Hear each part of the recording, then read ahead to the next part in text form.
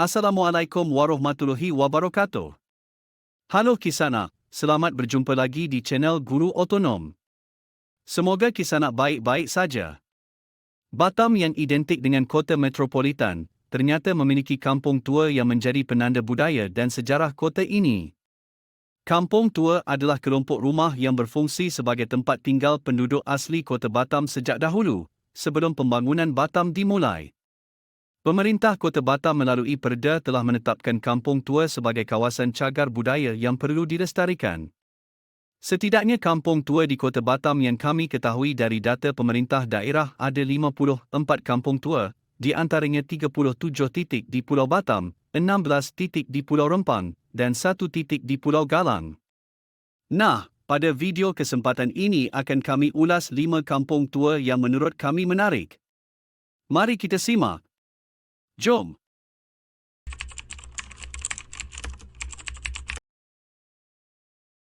Pertama, Kampung Tua Nongsa. Kampung Tua Nongsa berada di kawasan Nongsa Batu Besar Pulau Batam di sebelah utara Pulau Batam.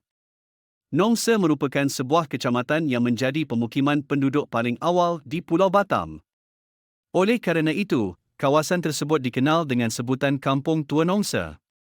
Kata Nongsa sendiri berasal dari kata Nong Isa, iaitu nama penguasa awal yang memerintah sejak tahun 1829.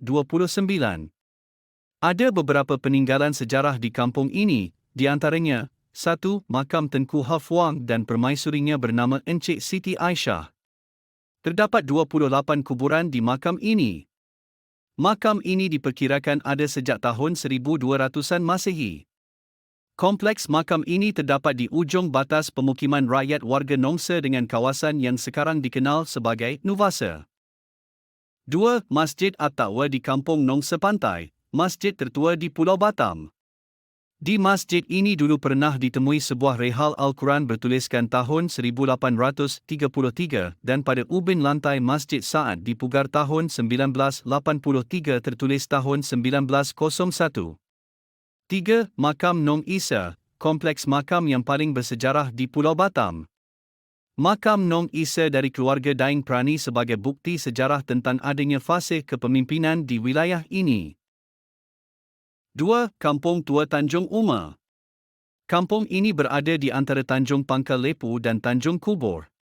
Di masa awal, kampung ini didiami oleh orang Melayu dan Bugis, yang berasal dari keluarga Diraja Riau Lingga. Menurut sejarah, wilayah Tanjung Uma merupakan warkat, surat kepemilikan harta, dari Kerajaan Johor Riau Lingga pada 1917 dan pemberian dari pemerintah Hindia Belanda pada 1930.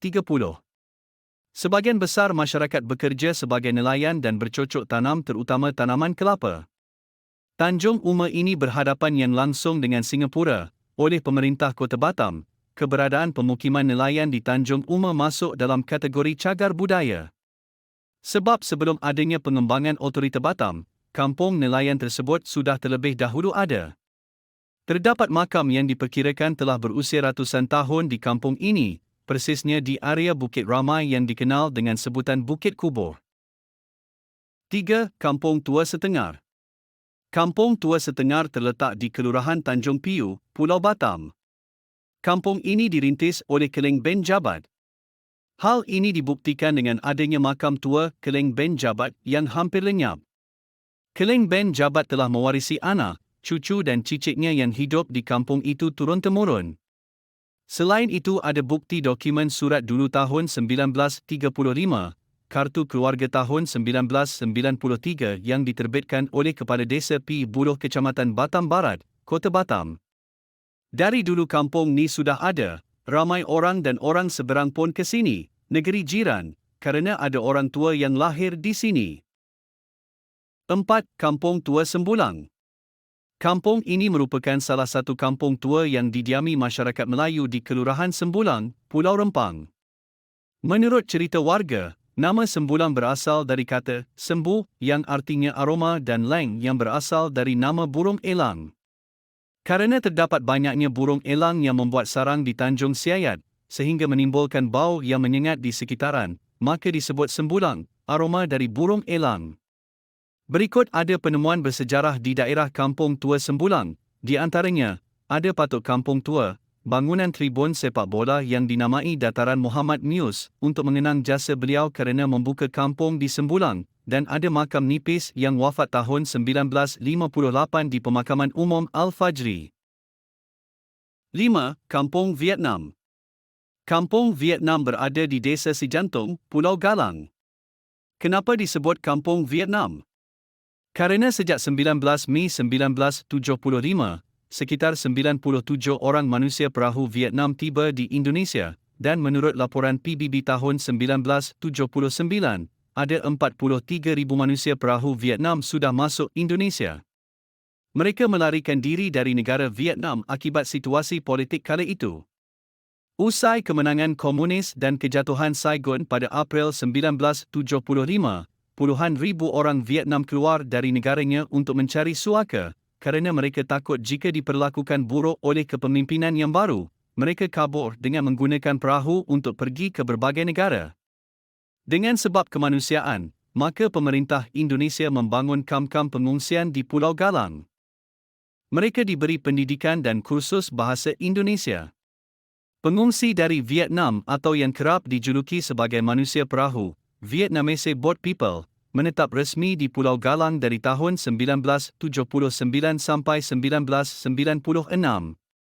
Ketika itu, Indonesia masih dipimpin oleh Presiden Suharto. Pada tahun 1996, semua pengungsi Vietnam yang ada di kampung tersebut berangsur pulang ke negaranya. Hingga akhirnya kampung ini kosong dan kembali tidak berpenghuni. Jejak yang mereka tinggalkan, mulai dari bangunan hingga makam, saat ini masih ada dan dijadikan sebagai salah satu destinasi Kota Batam.